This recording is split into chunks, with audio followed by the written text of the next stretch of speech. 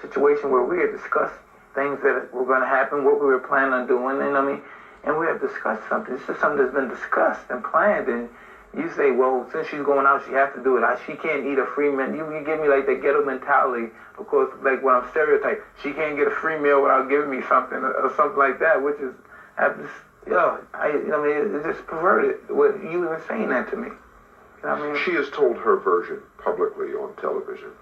Then let me just ask you to tell me, as you recollect, what happened that night? I called her. I think she was tired or something. I said, don't worry about it. Just comb your hair and put water in your face. And I asked her to wear something short, like a short dress with some wide, loose, baggy shorts. And she came in the car, we kissed, and we were making out, okay? Fooling around. Then we drove right around the corner to my hotel room. We got out of my hotel room, we went upstairs, and we went in my room. So when I closed the door, we went in my room. We sat on my bed. She sat on my bed in somewhat of a Buddha position, and the legs across. And she was talking, and we started kissing. And she started pulling off her clothes. She was getting hot. She was getting aggressive.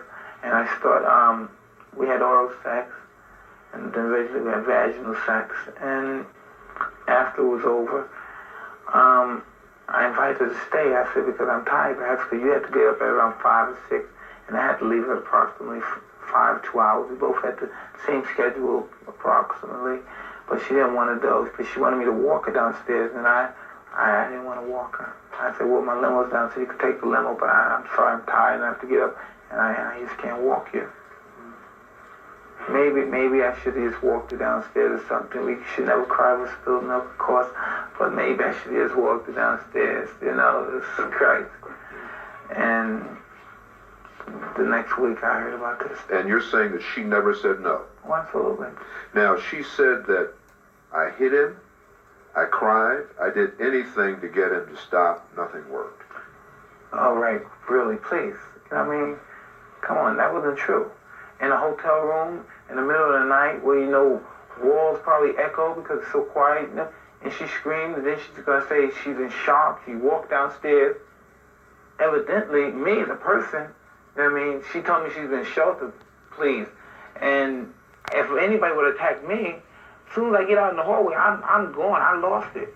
I'm in the twilight zone. Woo, help, yes, help, right here, knocking on people's doors. Come in, this guy's right in here. Please help me, or whatever. That's absurd. Well, I'm scared because he's Mike Tyson. Because they insult the American intelligence, to believe something like that. This is something, that you don't have to be F. Lee Bailey. You don't have to be F. Lee Bailey at all to decipher the bull crap.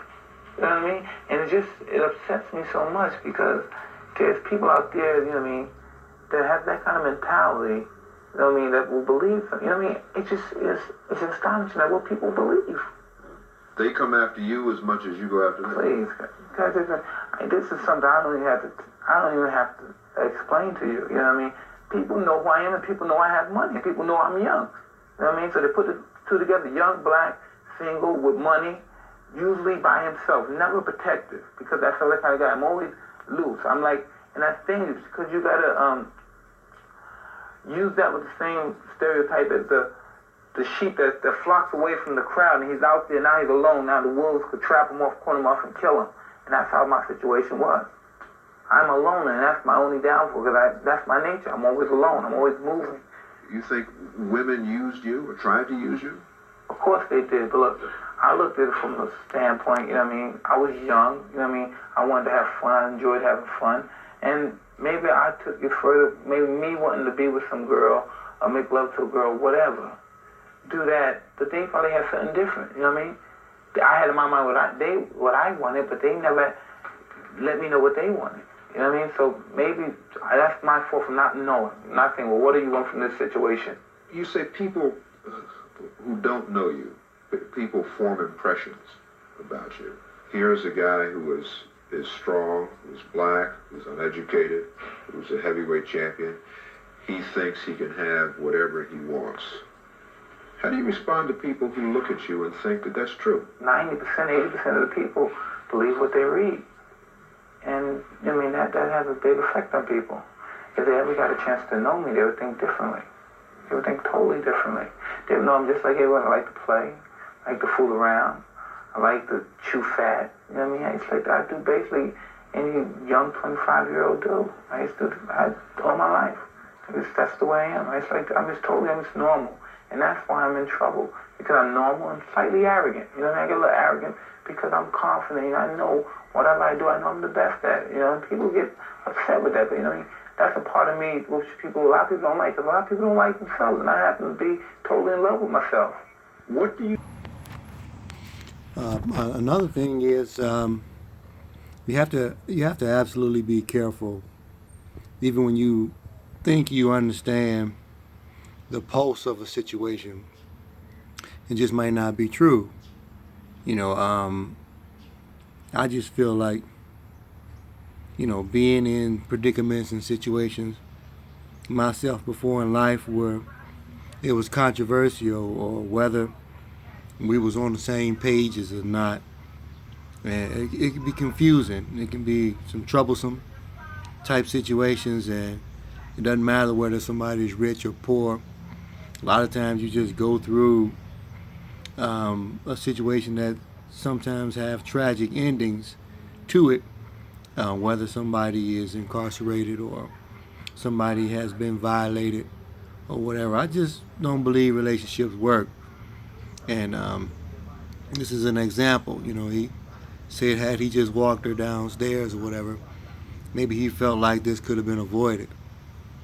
And that's heavy. That's a heavy statement to make, that he feels like something that could have been done in that demeanor, in that way, would have been enough to stop her from expressing that she, was not raped or whatever. So I just want to say again to, anybody listen to the sound of my voice, be careful.